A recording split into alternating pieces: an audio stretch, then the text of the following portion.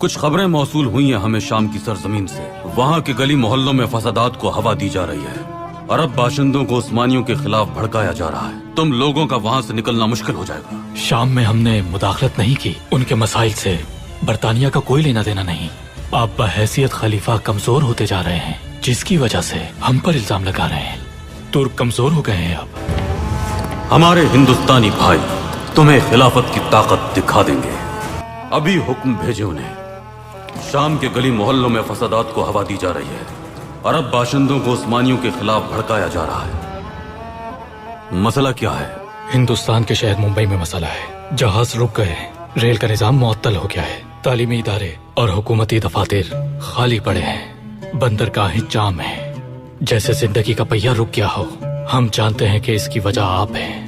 وہاں مسلمان احتجاج کر رہے ہیں. تم نے تو کہا تھا کہ خلافت اپنی طاقت کھو رہی ہے، تو بحیثیت خلیفہ ہندوستان کے مسلمان ہماری بات کیسے مان سکتے ہیں؟ جس طرح تم لوگوں کا شام کے حالات سے کوئی واسطہ نہیں، اسی طرح ہندوستان کے اندرونی معاملات سے ہمارا واسطہ نہیں. مسلمانوں کے خلیفہ کا ان کے لیے حکم ہے احتجاج کو دوسرے شہروں تک پھیلا دیا جائے. ہندوستانی مسلمانوں کو خبر کر دیں پاشا، اگر برطانوی حکومت اپنی سازشوں سے باز نہیں آتی تو پھر ہم بھی جواب دیں گے. میری اجازت کے بغیر یہ سب کیسے کر سکتے ہو؟ تم شام کے معاملے میں کیسے کود سکتے ہو؟ ایک اہم خبر ہے، جلدی بتاؤ. احتجاج ہندوستان کے کئی شہروں تک پھیل گیا ہے جناب. عبدالحمید اب حد سے بڑھ رہا ہے. اتنے مذہبی کارندے ہونے کے باوجود بھی تم عبدالحمید کی قوت کا اندازہ نہیں لگا سکے. کیسے کر سکتے ہو تم اتنی بڑی غلطی؟ یہ منصوبہ گیدرود پہل کا تھا. سفارت خانے کو اس کی خبر ابھی ہوئی. آخر یہ آپ کیا کر رہی ہیں؟ عبدالحمید نے ہندوستان میں زندگی روک دی ہے. اگر میں مداخلت نہ کرتا تو حالات اور بگڑ جاتے.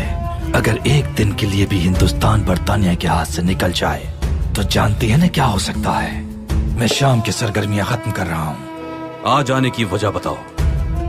برطانیہ کو شام کے مسئلے کا ذمہ دار سمجھنا غلطی ہے آپ کی. تو وہ اتنے خوفزدہ ہو گئے ہندوستان کے معاملے سے؟ پورے برطانیہ میں اسی پر بات ہو رہی ہے. پھر تو انہیں اس کا حل بھی معلوم ہی ہوگا. جو سمجھ رہے تھے کہ خلافت میں دم خم باقی نہیں رہا، انہیں اپنا یہ خیال بدل دینا چاہیے.